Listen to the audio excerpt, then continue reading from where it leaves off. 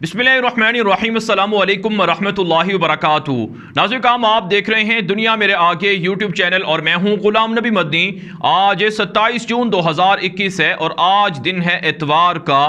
नाज़रीन काम मकबूजा कश्मीर के अंदर फ्रीडम फाइटर्स ने मुजाहिदीन ने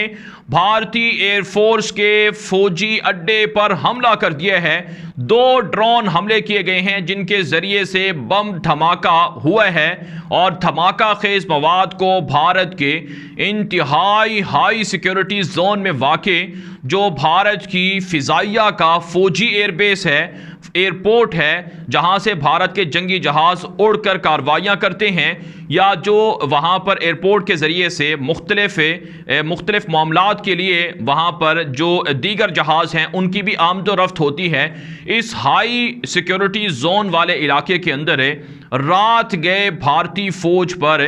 2 ड्रोन हमले हुए हैं जिनके ज़रिए से बमों को गिराया गया है, धमाका खेज मवाद को गिराया गया है। मकबूजा कश्मीर में पिछले 70 सालों से जो भारत का कब्ज़ा है, भारत की तारीख़ में या मकबूजा कश्मीर के अंदर भारतीय कब्ज़े की तारीख़ में ये पहली नौयत का वाक़या है, ये पहला वाक़या है जिसमें ड्रोन के ज़रिए से धमाका खेज मवाद को इस्तेमाल किया गया है और वो धमाका खेज मवाद भी इंतहाई जहरीला था और इसके ज़रिए से भारतीय एयरपोर्ट की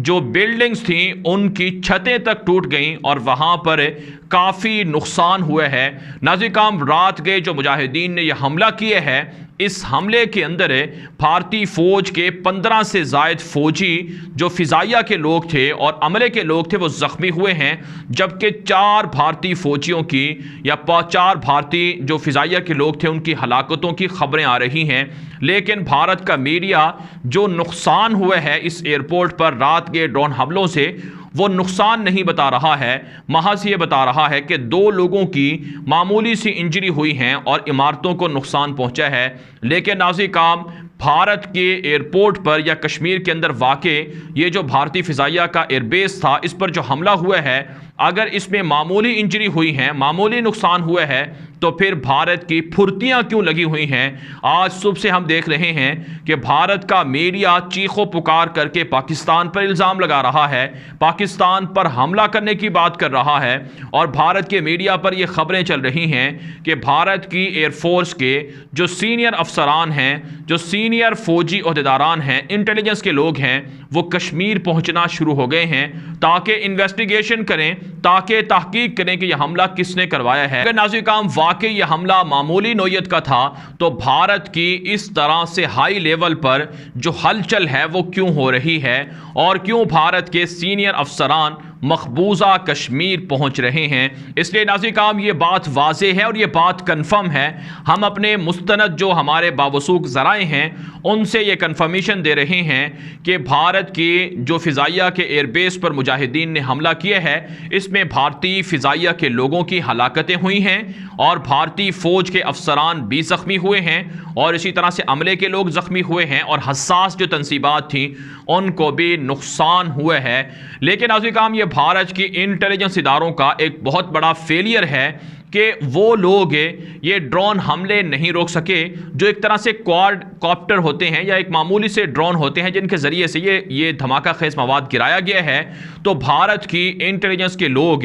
ये ड्रोन रोकने में क्यों नाकाम रहे हैं, ये एक बहुत बड़ा सवाल है कि उनके अपने इंटेलिजेंस इदारों की नाकामी है जो ख़ुद को ये दावा करते हैं कि हम दुनिया के तीसरा बड़ा मुल्क है भारत,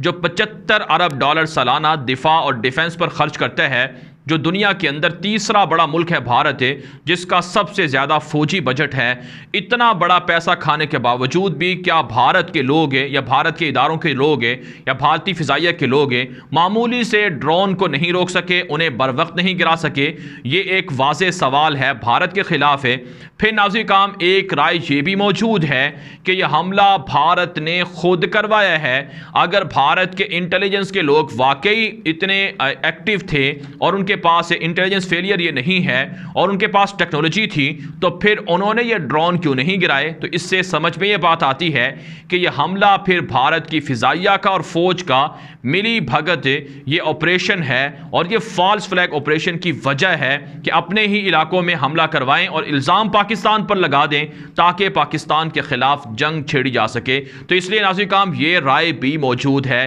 یہی وجہ ہے ناظرین کرام ہم دیکھ رہے ہیں کہ بھارت کے اداروں کی جانب سے، بھارتی میڈیا کی جانب سے پاکستان پر الزام لگایا جا رہا ہے کہ یہ ڈرون پاکستان نے بھیجے ہیں اور بھارت کے اس فوجی اڈے پر حملہ کروایا گیا ہے اور پاکستان نے دراصل لاہور کے اندر جو جوہر ٹاؤن میں دھماکہ ہوا تھا اس کا بدلہ لیا ہے، جس کے اندر واضح طور پر را ایجنسی کی دہشت گردی کے شواہد موجود ہیں، جہاں پر ناظرین کرام 8 رکنی دہشت گردوں کا ایک گروہ پکڑا گیا ہے، ایک گینگ پکڑا گیا ہے، جس سے بڑے واضح ثبوت پاکستان کو ملے ہیں۔ یعنی جو کلبھوشن یادیو کی دہشت گردی پاکستان کے اندر تھی، جو کلبھوشن یادیو زندہ جاسوس پاکستان کے پاس ہے، اسی طرح کے حساس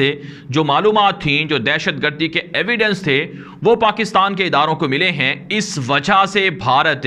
ایک طرح سے توجہ ہٹانے کے لیے لاہور جوہر ٹاؤن میں جو دھماکہ ہوا ہے اس سے توجہ ہٹانے کے لیے بھارت نے یہ خود ساختہ حملہ اپنے ہی فوجی اڈے پر کروایا ہے۔ اس لیے یہ بھی رائے موجود ہے کہ بھارت نے جان بوجھ کر یہ حملہ کروایا تاکہ پاکستان کے اندر جو بھارت کے جاسوس پکڑے جا رہے ہیں، جو دہشت گردی کے جو راز پکڑے جا رہے ہیں، اس سے دنیا بھر کے اندر بھارت کی رسوائی نہ ہو اور بھارت پاکستان پر الزام لگائے کہ پاکستان نے کشمیر کے اندر آ کر، مقبوضہ کشمیر میں اندر آ کر جو ایئر فورس کا بیس تھا، فوجی اڈا تھا، اس پر حملہ کر دیا ہے۔ لہٰذا ناظرین کرام دنیا اس بات کو سمجھ لے کہ بھارت پاکستان کے ساتھ چالیں چل رہا ہے، سازشیں کر رہا ہے۔ جس طرح سے پلوامہ اٹیک بھارت نے خود کروایا اور پھر اس کے رد عمل میں مودی نے دوسری مرتبہ اقتدار حاصل کیا اور دوسری مرتبہ حکومت میں آیا اور ساتھ ساتھ پاکستان کے بالا کوٹ پر ناکام ایئر اسٹرائک کی، جس کا رد عمل پاکستان نے دیا اور بھارت کے 3 جنگی جہازوں کو مار گرایا، ابھینندن کو گرفتار کر لیا۔ اس لیے بھارت اب پاکستان کے خلاف ایک اور فالس فلیگ آپریشن کر کے حملہ کرنے کی تیاری کر رہا ہے، حملہ کرنے کی پلاننگ کر رہا ہے۔ اور اس کے پیچھے ناظرین کرام ایک ریزن یہ بھی ہو سکتی ہے، ایک وجہ یہ بھی ہو سکتی ہے کیونکہ افغانستان کے اندر